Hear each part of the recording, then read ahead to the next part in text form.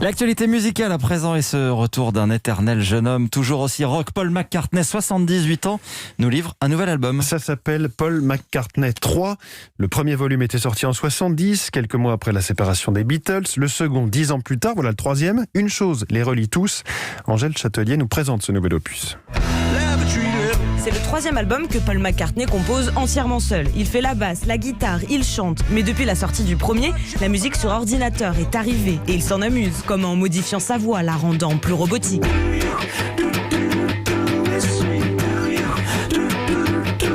Sur ces 11 nouvelles chansons, il y en a d'autres, plus pop, à la Beatles.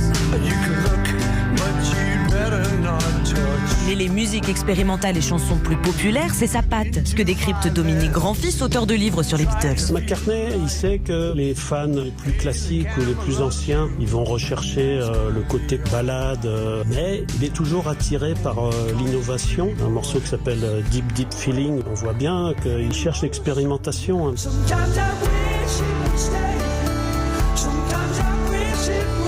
Paul McCartney a enregistré cet album dans sa ferme du Sussex en Angleterre, là où il était confiné au printemps. Pour ce faire, dit-il, un cadeau à lui-même, sans penser que ses heures passées en studio pour contrer l'ennui deviendraient un album.